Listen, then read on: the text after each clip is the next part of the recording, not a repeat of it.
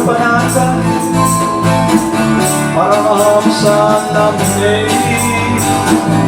Karuna Swarupaya Radha Krishna Prasthayati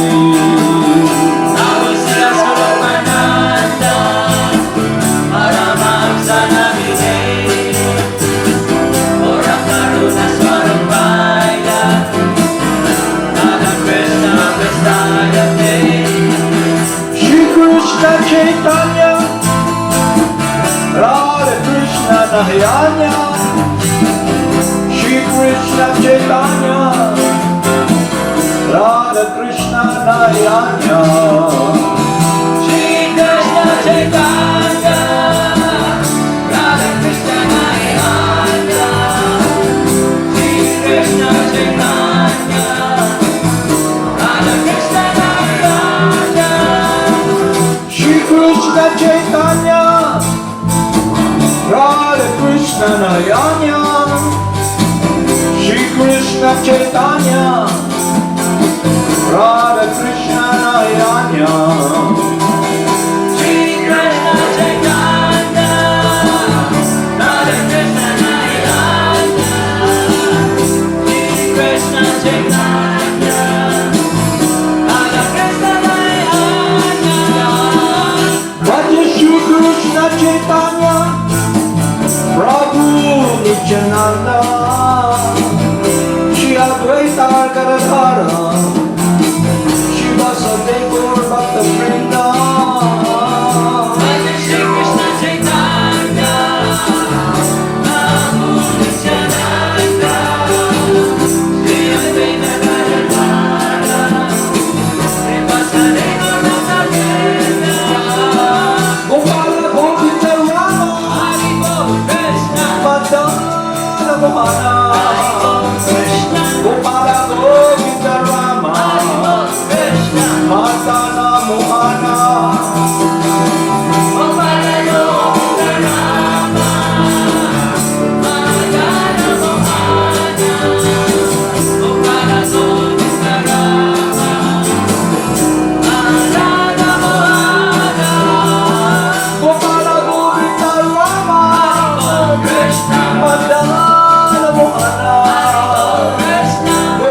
Govinda Rama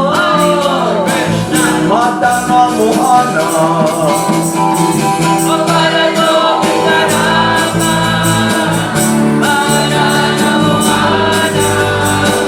Gopala Govinda Rama Madana Mohana Gopala Govinda Rama Hari Bol Krishna Madana Mohana Krishna Gopala Govinda Rama Hari Bol Krishna Madana Mohana Gopala Govinda Rama Madana Mohana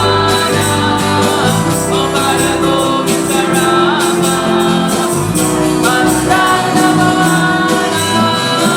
Gopala Govinda Rama Hari Bol Krishna Madana Mohana Gopala Govinda Rama Hari Bol Krishna Madana Mohana Gopala Govinda Rama Madana Mohana Gopala Govinda Rama Madana Mohana Gopala Govinda Rama Hari Bol Krishna Madana Mohana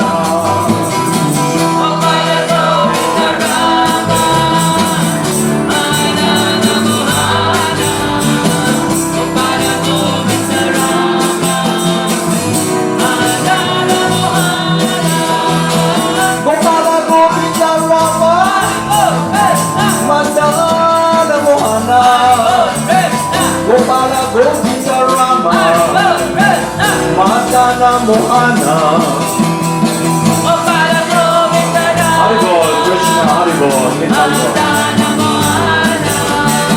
Gopala Govinda Rama Madana Mohana Haribol Krishna Haribol Haribol Gopala Govinda Rama Madana Mohana Gopala Govinda Rama Madana Mohana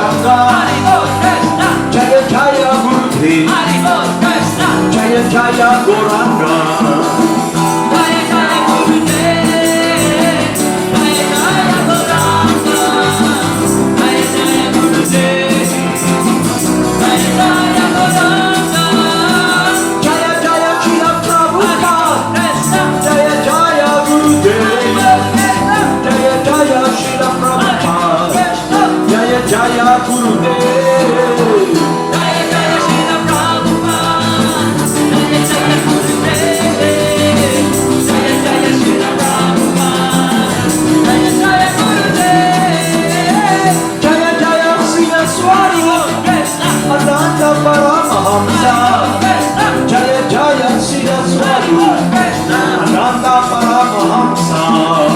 Jaya Jaya Siddhaswarupananda Paramahamsa, Jaya Jaya Siddhaswarupananda Paramahamsa. Namo Siddhaswarupananda Paramahamsa Namine. Gora Karuna Swarupaya Radha Krishna Prastaya Devi. Namo Siddhaswarupananda Paramahamsa Namine, Gora Karuna Swarupaya Radha Krishna Prastaya Devi.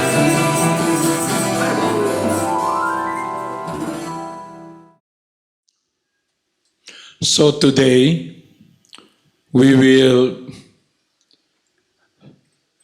have a recall of the science of knowing and understanding the Supreme Person guided by Lord Krishna himself, his teachings, and the teachings that he communicates to us is based upon the eternal relationship that we do have and now has been covered and misdirected upon ourselves and the environment or material nature, and a goal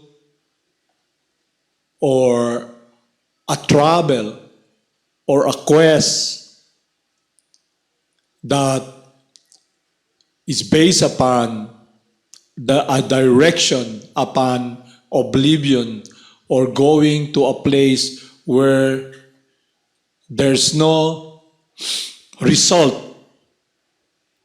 of what has been a relationship that is eternal.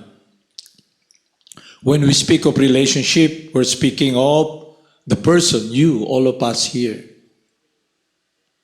We're not talking about the labels.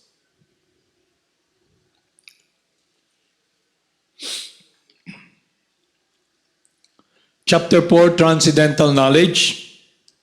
Transcendental knowledge, the spiritual knowledge of the soul, of God, and their relationship, is both purifying and liberating. Such knowledge is the fruit of selfless devotional action, karma yoga. The Lord explained the remote history of the Gita, the purpose and significance of his periodic descent to the material world, and the necessity of approaching a guru and a realized teacher. So the process is laid down to us because we are always in this quandary, or we have this question: who is God? Where I came from? Where will I go? How can I relate to him? But because we use our imperfect senses, which is limited, which is the component of matter, gross matter, subtle matter, and a quest or a direction to know and assess where we came from, who the Supreme Person, with our limited intelligence, imperfect senses, we fail because the Supreme Person is another individual entity like us. So after understanding the difference between matter and life, you begin to have this understanding. And that understanding is realized when we follow the path that purifies us from all this ignorance or material conception, and we begin to engage in or activities that will connect us with our love, with our endeavor, with our goal, our quest, our desire. And the science is a connection of our love with Krishna's love. So I'll read here the history coming from Lord Krishna himself. Because if you listen from someone who doesn't know the science or himself, he is not understanding the mystery of the soul, the super soul, the nature of material energy and spiritual energy. It will be very hard, even though he's in a position of authority, maybe a pastor, a priest, But if he or that person is ignorant or is not on a transcendental understanding of what is divine and what is not divine, what is spirit and what is matter, it will be very hard. Just like when I was in high school, and when I was in a young body, what do we play? And the play we do is what we have heard from the books or the teachers whose understanding is just simply based upon thinking that we are this body. So our play, we do play because what we read is that in this book, or the teacher tells us that we came from matter. So what we do, we get a lot of clay and then we try to form, we try to form a human form, and then we think, how can this form become alive? But because we don't understand the difference between life and matter by itself, and life in the presence of matter, what we do is we broil it. And then, how come we cannot produce life? Okay? Then because we were still children, body of children, our understanding is just simply based upon of what we have heard. So when I came to the point of puberty, adolescent, I was in high school, then there's this teacher who wanted us to be guided by what is wholesome, what will help us. But the problem is he cannot really explain where we can direct our longing for love, search for happiness, and our whole setup or the educational outlook or the books that we read is about economic development. So the goal of life is economic development, achieving all the labels. Become an engineer, become a businessman, become a pilot, become a soldier, a policeman. It's all about achieving a state of or a status or skills wherein by learning those skills you can accumulate certain amount of material energy in the form of salary, and you can buy goodies when you have money. So that goal was presented to us when I was in school. But the environment was that most of my contemporaries, they were well off. And the projected goal that if we get all those material amenities, cars, houses, beautiful girlfriends, will be happy. But all those are already there. They were in a situation, or most of us, I was just part of that friendship with them. They have all those, what our educational institution is projecting, that if you are secured materially, you will be happy. Okay? So the goal is just to secure a foundation based upon control, wherein our body can accumulate and get all the things that will supposedly will make us happy. But the fruit's not there. Most of them, they want to forget the world that they are having, a family that loves them, big houses, cars. Yeah. They are so much, most of us are all frustrated. So the alternative activity or activities most of them do is to forget. And how to forget? Take drugs, get intoxicated. So the fruits of materialism is frustration.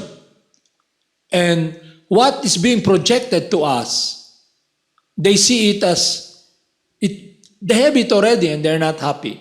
So there's an alternative way to forget your misery from your state of consciousness because of activities you're doing. Because it's based upon a search for happiness based upon materialism, sensual enjoyment. Okay. So I'll read here how we can be guided. Because the science is about understanding the nature of what is transcendental, life, spirit, a different energy from matter. And from there, we'll have a foundation while we are in this body, while we are traveling in this temporary world with a limited time, with limited resources. We should be very conscious and aware what will be our shelter, our protection, our goal that will be in harmony with our true nature as eternally life, spirit, soul, living. So the goal of materialism is a search for happiness, an endeavor for what will just be material resources to maintain the body. But if you think just to maintain the body and get all the goodies will make you happy, then it's a futile, it will be a failure because the direction is based upon this temporary world, based upon matter, and you're not matter. You're a different energy. You're a spirit, soul, life. So you must be intelligent. We must be intelligent to see the truth. And that truth is enhanced and given clarity by the wisdom coming from God Himself. So the first advice is this. The Lord explains the remote history of the Gita. The Bhagavad Gita is the Song of God, the Supreme Person, the pastimes of the Supreme Person. He appeared 5,000 years ago and spoke the Bhagavad Gita to Arjuna, his devotee. And the science that was the eternal science that he taught Arjuna is eternal. And up to now, if we have connection with him or his pure representative, the spiritual master, the guru, then we will be connected with that wisdom and understanding. That is the process of parampara or disciplic succession, learning from the unbroken chain of spiritual master who themselves are pure loving servants of the Supreme Person. If we want to please God, to love God, we must learn that science from someone who is pleasing to God, who is loving Him, and that person is the bona fide spiritual master. So when you ask someone who is with wisdom, we're fortunate to come in contact with a bona fide spiritual master, it will be a different world, because previously when I asked my mentor, how can I see God? What is he doing in His kingdom? He cannot explain. And then the goal is just to simply go to heaven without God, a relationship with the Supreme Person. So a person who is not on the transcendental world of pure devotional service, who is not a resident of the spiritual world, who, in short, not qualified to teach about what is transcendental, what is relationship with the Supreme Person, because that person has no wisdom, and the direction that he will be guiding us will be simply a wishful thinking to be peaceful, to have an environment that is wholesome, but with no clarity. So here, Lord Krishna from Bhagavad Gita tells us how we can be guided.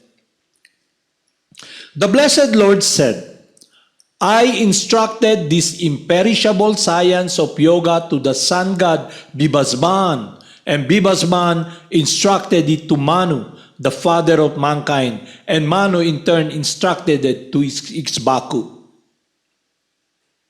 That is the difference between the process is that the science has been passed on as it is from one spiritual master to disciple. And that teaching is passed on eternally through oral reception. And because it's transcendental, it is God Himself who knows everything, past and future, who gives guidance. So the path we do follow is based upon the guidance of the Supreme Person. This supreme science was thus received through the chain of disciplic succession, and the saintly kings understood it in that way. But in the course of time, the succession was broken, and therefore the science as it is appeared to be lost.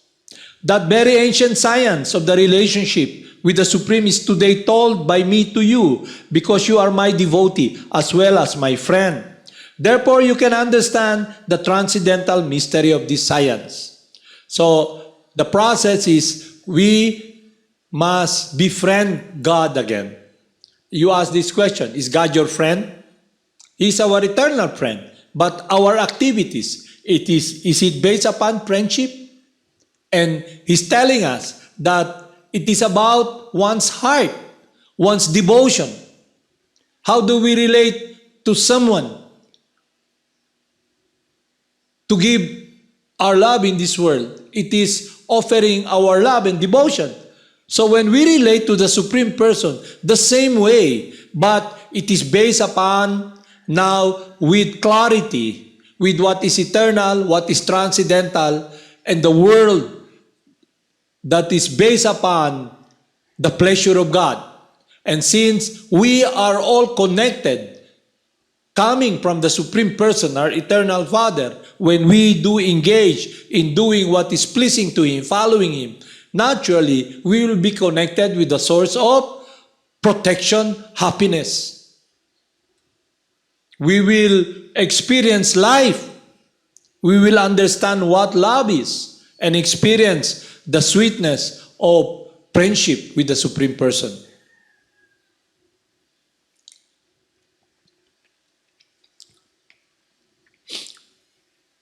That very ancient science of the relationship with the Supreme is today told by me, because you are my devotee as well as my friend. Therefore, you can understand the transcendental mystery of this science. Arjuna said, the sun god Bhibhasman is senior by birth to you. How am I to understand that in the beginning you instructed this science to him? So the disciple, Lord Krishna's instruction is that one must approach a bona fide spiritual master, surrender to him, inquire submissive from him, and render service. And in this case, Arjuna, who is a close, loving friend of Lord Krishna, eternal friend of Lord Krishna, a pure loving servant, asked this question. So there are so many things we see that cannot be explained by our limited mind. Just like we do understand that there's air here, but we cannot see air, but the symptoms are there. It's moving because of the air. We can see because of the light. And where do this light comes from? It comes from the energy of the sun.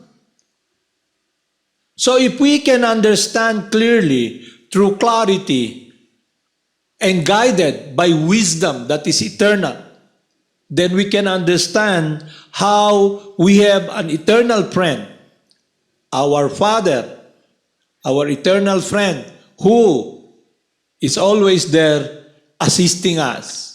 So the science that is being given to us is the purificatory process that will purify our heart, our mind, the instruction of Lord Krishna, which is none different from the glorification of the chanting or the Maha Mantra.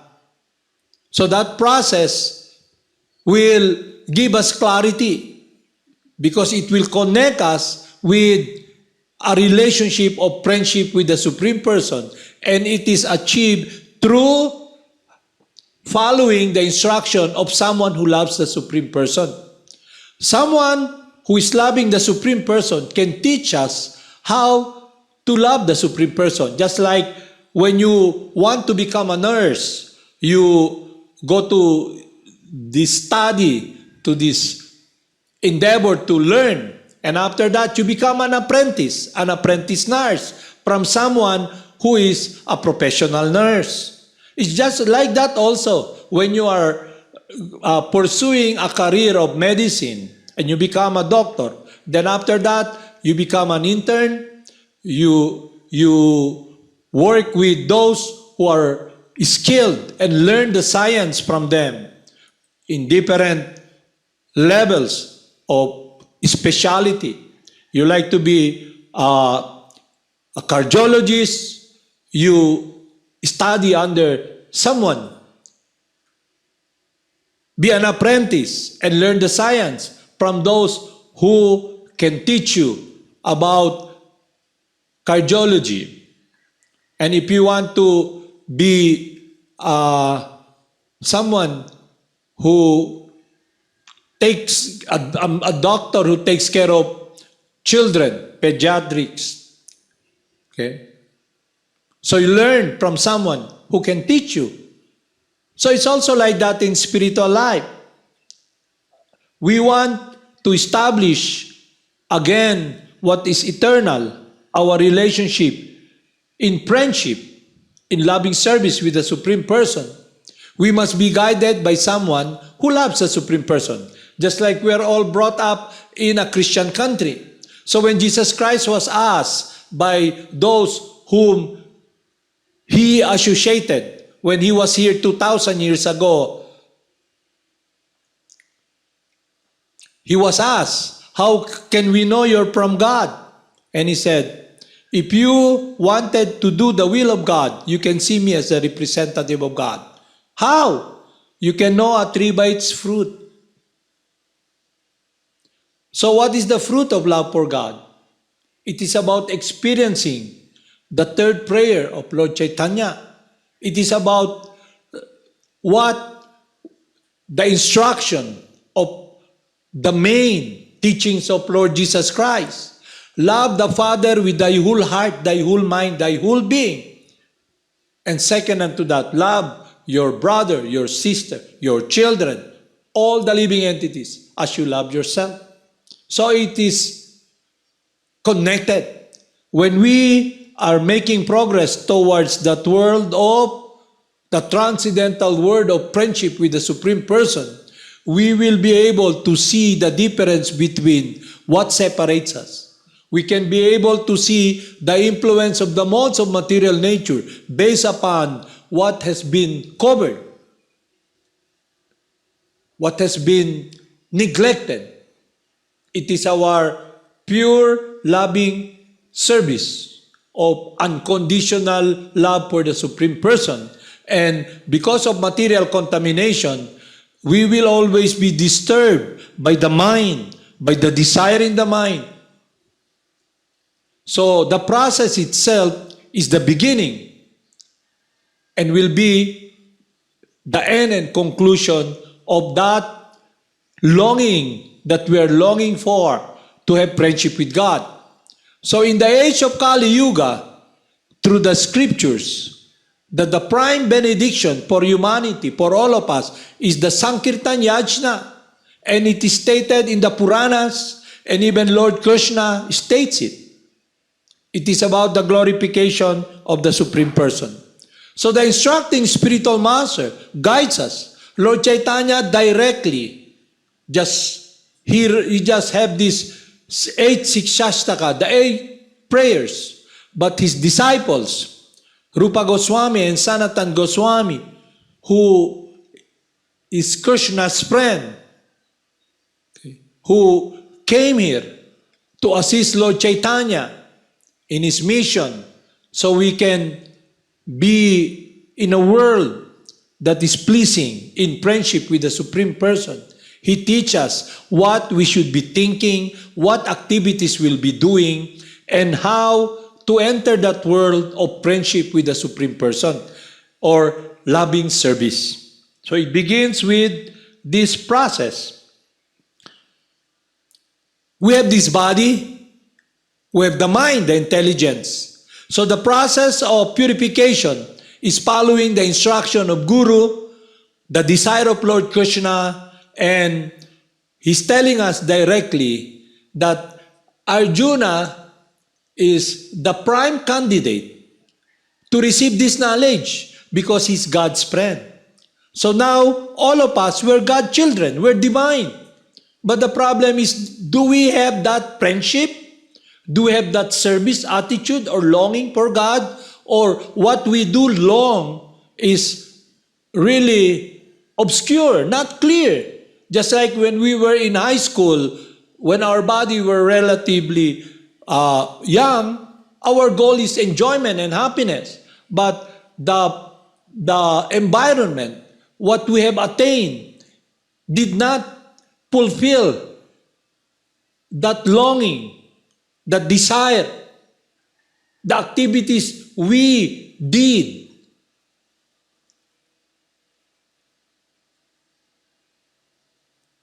did not satisfy or fill up what we're longing. Just like during the 70s, you know, the hippie time, the rock and roll time, most of the young children came from wealthy families, but they're living on the streets. Okay? They're not concerned about the goals, the achievement their parents did achieve. They don't care. They're out there, became Bhagavan, taking drugs, with no concern about what Maya or what we want to achieve, economic development, because they do have all of those and they're not happy. So they just wanted to forget their unhappiness by taking drugs, psychedelic drugs. So they smoke marijuana, okay, take LSD, so in their mind, the effect will be a fantasy of what is, the effect of psychedelic drugs. But those here, all of us here, we take legal drugs like liquor. We take all those alcohol to numb our senses. Don't you notice when a person is drunk, his whole system is polluted with alcohol, he has no shame anymore. He begins to express his gripe, okay? He can piss in front of you, shit in front of you, okay? Now, that's what they do. They drink, and then somebody stand, just piss on the side, And then in the morning, what do? They begin to discuss about how miserable they are. That during the night they were drinking, and what happened, they did not even know how they came home. Okay? If they can come home. I have friends, they just, every day they get drunk. He was riding this motorcycle. I'm wondering, you see how the search for happiness, He met accident 4 times. While driving, he met an accident. He's driving, drunk driving with a motorcycle, an exhibitionist. He fell down, broken his legs, and it happened 4 times. Last time, he almost got paralyzed. Now he can again drive motorcycle, but he's limping. But still, he continues to drink. So the 9 processes of devotional service are as follows. It is a process we can be establishing our friendship again that has been cut off. With what do we have temporarily in our possession? Our body, our mind, our intelligence. Hearing the names and glories of the Supreme Personality of Godhead, we hear the instruction of the devotees of God and the desire of the Supreme Person. His heart's desire. So, Lord Krishna telling us in Bhagavad Gita, simply surrender unto me, serve me, love me, and I will protect you. And if you constantly chant my glories, you become my devotee. I will always be there to embrace and love you. So now, if we become purified from this ignorance, we can appreciate that we have an eternal friend. Just I used to say that everything belongs to God. The sun, the warmth, the electricity comes from the sun. And through the air, all the servants of God, the one who gives us air, the water, there's hydro that produce electricity, so we can see through the light. So everything is given to us, but the question is, are we appreciating that friend who is always thinking of us? Okay. So we should enter that eternal world that is transcendental from this material world based upon experiencing purity of the heart or yoga, wherein we come to the point of harmony with God. That is yoga. And what is that all about? It is about unconditional loving service. No condition, just simply loving the Supreme Person, unflinching, unwavering, focus, without expecting anything in return. Because who provides? The Supreme Person. But in a perverted consciousness, we just relate to God as the provider. You go to the place of worship. God, give me this, give me that. What kind of relation is that? It is a relation of, God, do my will. I have my own will. I will serve you, or I will join this faith, or I will just follow this process because I want to do my will according to what I want. Okay? So that is not the path that is conducive for a relationship with friendship from someone who is very sweet, very gentle, who is transcendental to this miserable world. Someone who loves us. So when we are given this connection of sweetness, of love, then we begin to long for it. Kaya the process that is really applicable in this age is God Himself coming down as the holy names, God incarnating as the holy names. Sound. So He embraces us, touches our heart, purifies us. All what we have to do is engage in action, activities that is directed upon following His instruction. Because previously we think we are the master, but on the truest sense, we are enslaved. Someone is manipulating us, the puppet master that pulls the string where we are enslaved. And our focus is just trying to get out from this miserable world. It's always, what will I do to be established so I will not die? What will I do so my family can will be benefited from my action? It's always about the focus of an illusion of eternality of my control in this material world. So we must understand this science clearly, that what you see here are all continually changing. And we have identified or think and focus ourselves as this body, and this body is the source of suffering. Birth, death, disease, and knowledge. And the mind will always be miserable. And the desire will always be nagging us.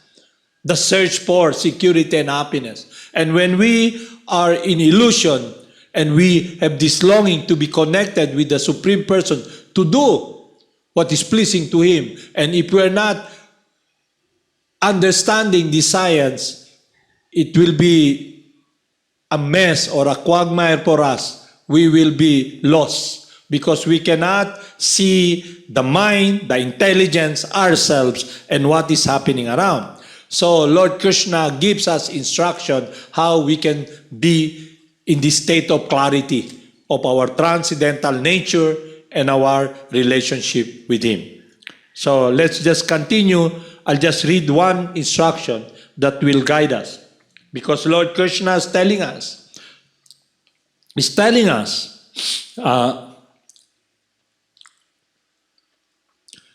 the purpose of learning the science of the Gita, the Song of God,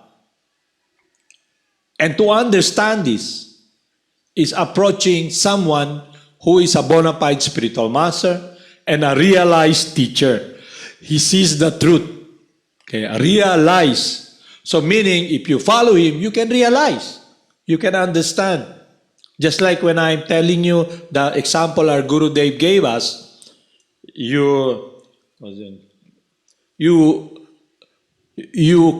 come to a place and what they're serving, you come to this feast and they're serving this tasteful ice cream, okay?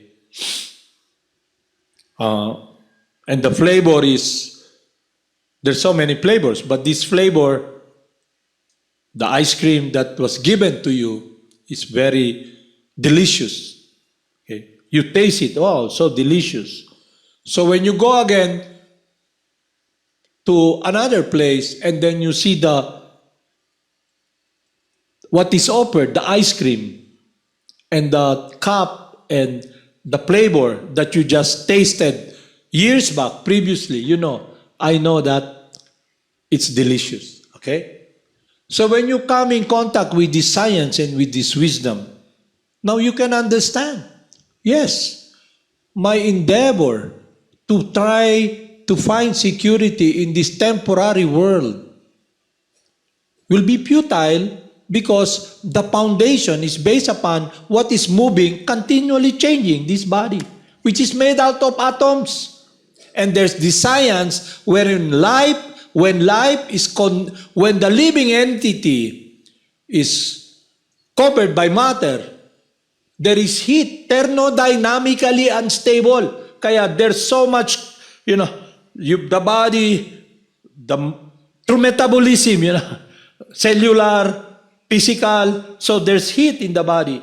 But when you leave this body, this thermodynamically unstable body, the heat dissipates. It becomes cold and it breaks down.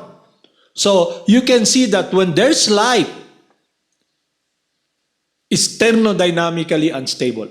When there's movement, there's perspiration, it's hot, okay? You experience your body's heating. When you jog, okay, perspiration. And the body is arranged in such a way that you perspire. So the heat will dissipate. But if you see the pig, okay, the carabao, because their skin is made of leather. No, that's pig. You put them under the heat of the sun, they die. No? They'll overheat because the heat will not come out. They die. The carabao, the carabao with this thick skin, you put the carabao under the heat of the sun, then the carabao leaves the body, the person in the carabao's body leaves. But us, you can see, same spirit soul in that body, but you can see that when you are present in this body, I can communicate to you. You can hear through the ear. You can sit down. Your mind will be, according to your consciousness. You will just accept what you want according to what you need, you think in your mind.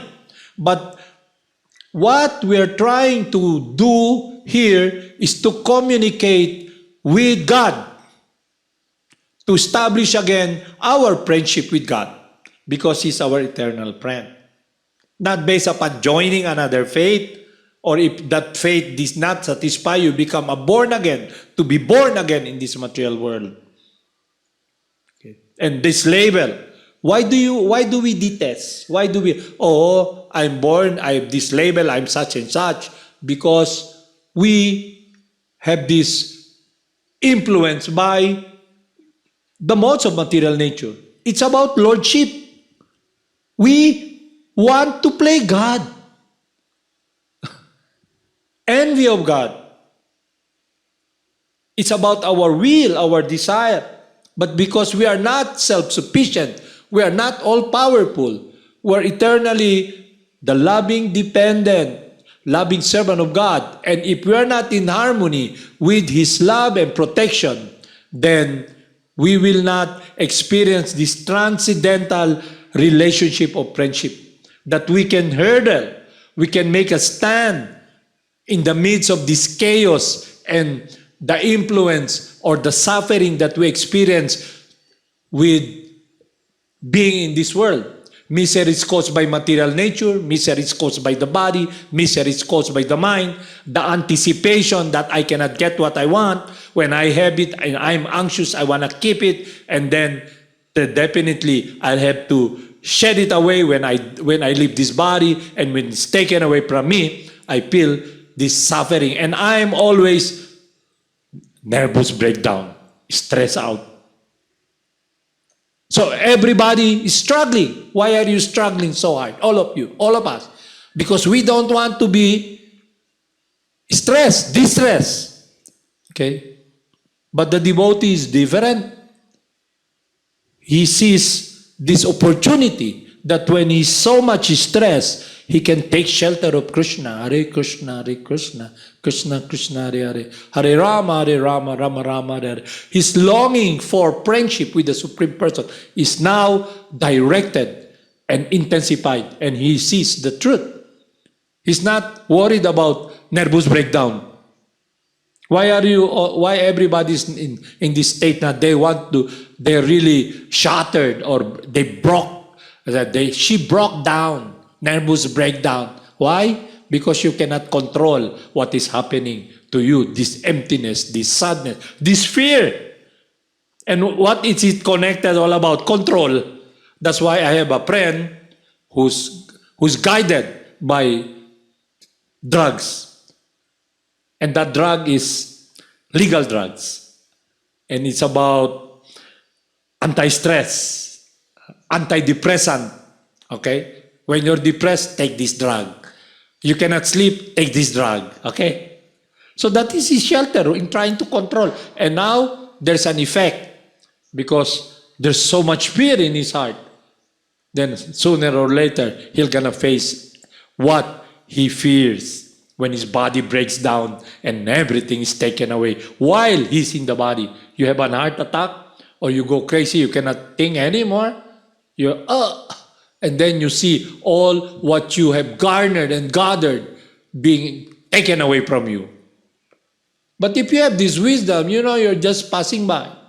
Everything that's here will be taken away from you. So don't put your investment upon something that will be taken away from you.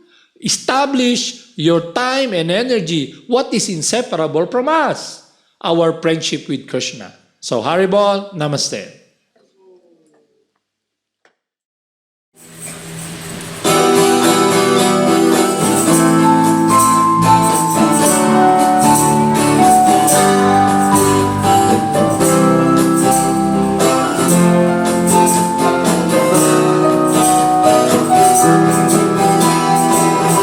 Namo Siddhaswarupananda, Paramahamsa Namite,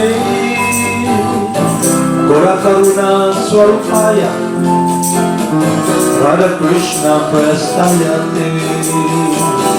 Namo Siddhaswarupananda, Paramahamsa Namite, Gora Karuna Swarupaya, Radha Krishna Prestayate. Shri Krishna Chaitanya, Radha Krishna Narayana, Shri Krishna Chaitanya, Radha Krishna Narayana. Shri Krishna Chaitanya, Radha Krishna Narayana, Shri Krishna Chaitanya, Radha Krishna Narayana. Shri Krishna Chaitanya, Radha Krishna Narayana, Shri Krishna Chaitanya, Radha Krishna Narayana. Shri Krishna Chaitanya, Radha Krishna Narayana, Shri Krishna Chaitanya, Radha Krishna Narayana. Vaja Shri Krishna Chaitanya, Prabhu Nityananda, Shri Advaita Gadadhara, Shri Vasudeva Gaur Bhakta-vrinda. Bhaja Shri Krishna Chaitanya, Prabhu Nityananda, Shri Advaita Gadadhara, Shri Vasudeva Gaur Bhakta-vrinda. Gopala Gopika Rama, Hari Bol Krishna, Madana Mohana. Krishna, Gopala Gopika Rama, Hari Bol Krishna, Madana Mohana. Gopala Gopika Rama, Madana Mohana, Gopala Gopika Rama, Madana Mohana. Gopala Gopika Rama, Hari Bol Krishna, Madana Mohana. Krishna, Gopala Gopika Rama, Hari Bol Krishna.